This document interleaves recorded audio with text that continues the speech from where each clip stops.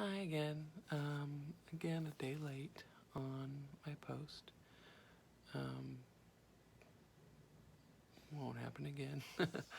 um, this was a really interesting beginning for me because I took a class recently on like stress management and talked a lot about the ways that our brains um, like alter course or like change, the fight or flight parts of our brain to deal with stress or whether that's like physical stress or emotional stress. And I thought it was like maybe one of the most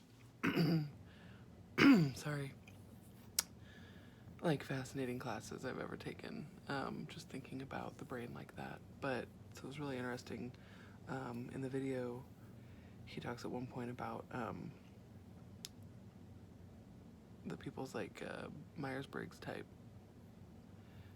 um, starts to, or like maybe it changes because of their career. And this is something that maybe I misunderstood.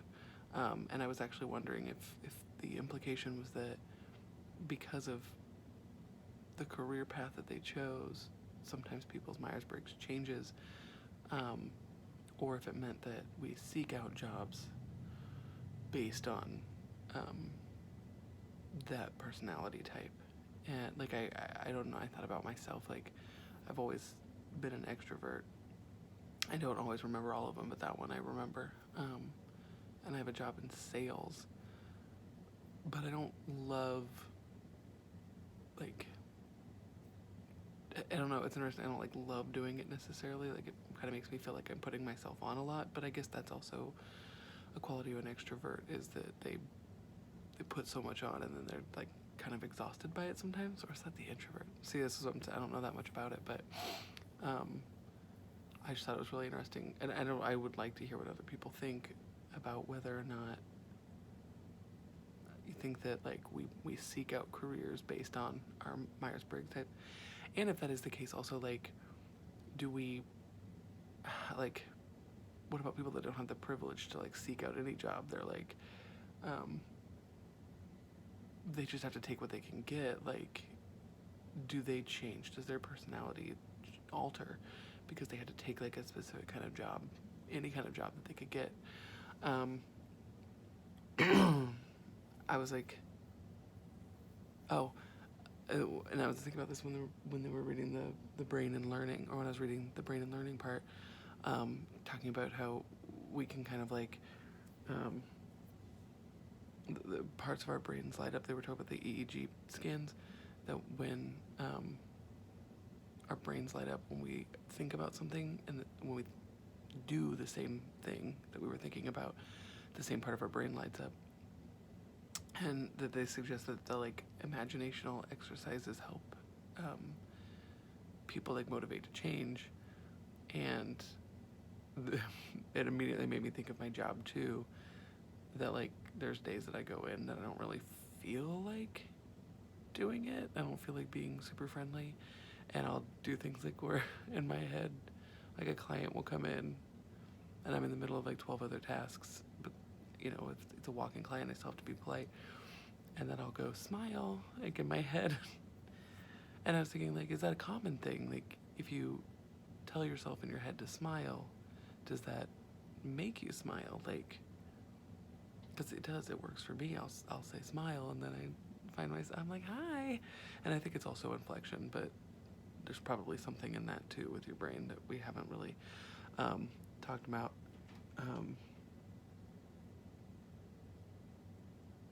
Oh, and I was going on about that too, like,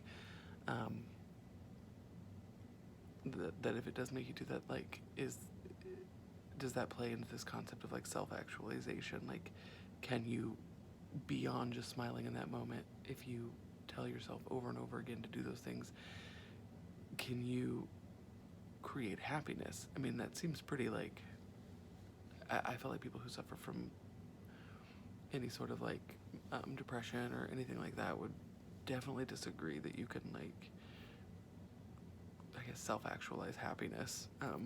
just by telling yourself, but then maybe we also just don't have the tools to do that. We don't know how to make ourselves feel,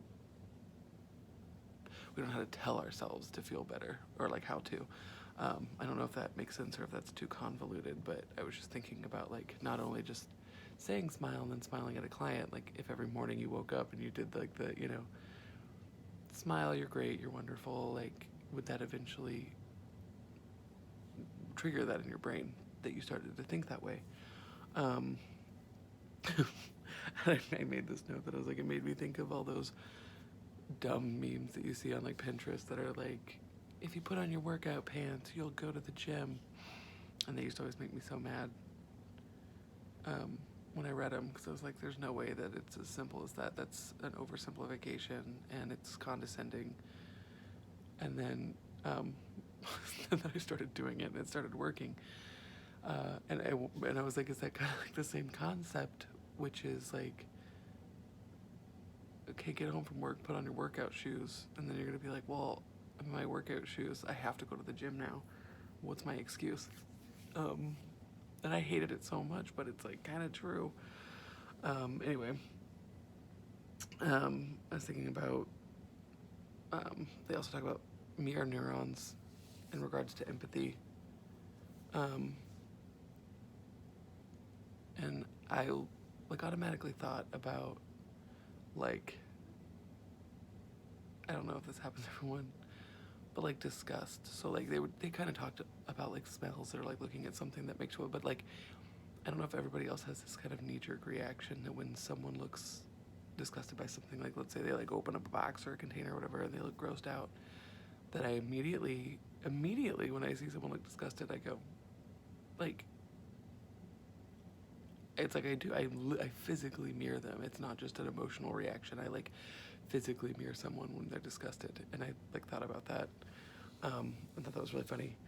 And I was in our last book in the I read it last, but in the neuroscience book, they talk about our frontal lobe is where we like mirror people, or like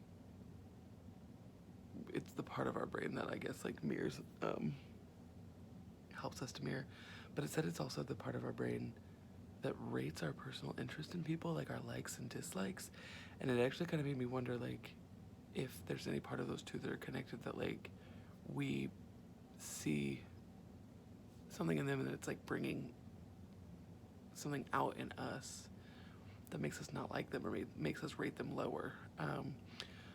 I think that kind of goes into the empathy, or goes into like, I mean, obviously in the mirroring, which is this idea that like if someone's always unhappy and you're around them and you start to mirror that eventually you're going to start rating them lower and lower. Whereas like if someone's really positive and good, and I think you see this a lot as you get older, as you more and more seek out people that make you feel and bring out that goodness in you, or not like goodness, but